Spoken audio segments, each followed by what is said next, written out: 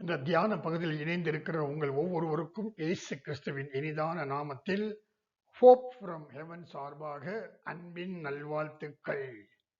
பிரியமானவர்களே, இந்த காலை வேளையிலும் இயேசுவின் எச்சரிக்கை என்ற தலைப்பில் நாம் தியானிப்போம். பரிசுத்த மார்க் எழுதின சுவிசேஷம் 11வது அதிகாரம் 13ஆம் வசனம் மற்றும் 14ஆம் வசனத்தை வாசித்து பாருங்கள். ஒரு சமயம் இயேசு பசியோடு இருக்கையிலே ஒரு அத்தி மரத்தை பார்க்கிறார்.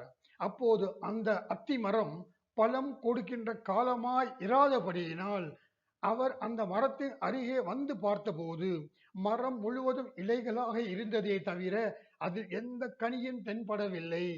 உடனே இயேசு, இது முதல் ஒருபோதும் ஒருவனும் உன்னிடத்தில் கனியை புசியாதிருக்க கடவன் என்று சாப வார்த்தைகளை பேசுகிறார். பிரியமானவர்களே, பழம் கொடுக்காத காலத்தில் மரத்தில் போய் பழத்தை தேடினால் பழம் எப்படி கிடைக்கும் என்று நாம் நினைக்க கூடும். இயேசுவும் இதை அறிவார். பின் ஏன் அந்த சாப வார்த்தையை அந்த இடத்தில் பேசுகிறார் என்று நாம் கொஞ்சம் ஆராய்ந்து அறிந்து பார்த்தால் நமக்கு உண்மை தெரியும். ஒரு மரம் கனி கொடுக்கிற பட்சத்திலே அது கனி கொடுக்கிற காலமாக இருந்தாலும் சரி, கனி கொடுக்காத காலமாக இருந்தாலும் சரி, மரம் முழுவதும் இலைகள் இருக்கிற பட்சத்தில் அந்த மரத்தில் ஒன்று அல்லது இரண்டு கனிகளாவது இருந்தே ஆக வேண்டும். ஆகவே இயேசு அந்த மரத்தை பார்க்கிறார்.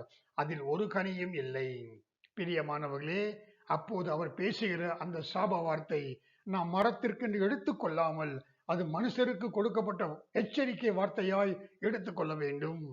பரிசுத்த லூக்கா எழுதின சுவிசேஷம் 13ஆம் அதிகாரம் 6ஆம் மற்றும் 7ஆம் வசனத்தை வாசிக்கும் போது, அங்கே ஒருவன் திராட்சை தோட்டத்திலே அத்தி மரத்தை நட்டிருந்தான்.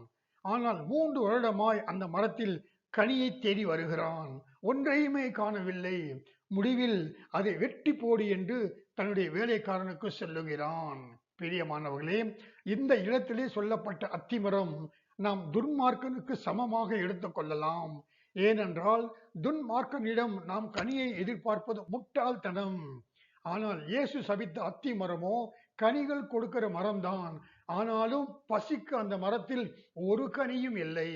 அதாவது துன்மார்க்கனாய் இல்லாத ஒருவனிடம் நிச்சயமாய் கலாத்தியரில் சொல்லப்பட்ட சில ஆவிக்குரிய கனிகள் இருந்தே ஆக வேண்டும். அப்படி ஆவிக்குரிய கனிகள் இல்லாத ஒருவனுக்காக கொடுக்கப்பட்டதுதான் இந்த எச்சரிக்கை வார்த்தை. இயேசு என் மூலமாகவும் உங்கள் மூலமாகவும் தன்னிடம் ஆத்துமாக்கள் வராதா என்று ஆத்தும பசியோடு என்னையும் உங்களையும் பார்க்கிறார். நம்மிடம் கனிகள் இல்லாத பட்சத்தில், நல்ல சாட்சி இல்லாத பட்சத்தில் நாம் எப்படி ஆத்துமாக்களை சந்திக்க முடியும்? முடியாதே. கனியே இல்லாத விசுவாசி சபிக்கப்பட்ட அத்தி மரத்திற்கு இணையாக எடுத்துக்கொள்ள வேண்டும். ரட்சிக்கப்பட்ட மனுஷர்களே, நம்மிடம் உள்ள ஆவியின் கனியின் மூலமாக, நாம் சம்பாதித்த நல்ல சாட்சியின் மூலமாக மற்றவர்கள் இயேசுவை சொந்த இரட்சகராக அங்கீகரித்துக் கொள்ள வேண்டும் என்பதே இயேசுவின் பசி. பிரியமான ரட்சிக்கப்பட்ட தேவ மனுஷனே, கர்த்தர் திருடன் வருகிற விதமாய் வருவார் என்பதை நாம் அறிவோம் அல்லவா? ஆகையால் கனி இல்லாமல் இருக்காதே. தேவனுக்கு ஒப்புக்கொடு. கனி கொடுக்கும் மரமாய் மாறிவிடு. கர்த்தர் உன்னை ஆசீர்வதிப்பார். இந்த தியானம் உங்களுக்கு ஆசீர்வாதமாய் இருந்திருக்கும் என்று நம்புகிறேன். தேவன் தாமே நம் ஒவ்வொருவரையும் ஆசீர்வதிப்பாராக. நாமும் அவருக்கு கனி கொடுக்கும் பிள்ளைகளாக மாறுவோம். ஆமேன்.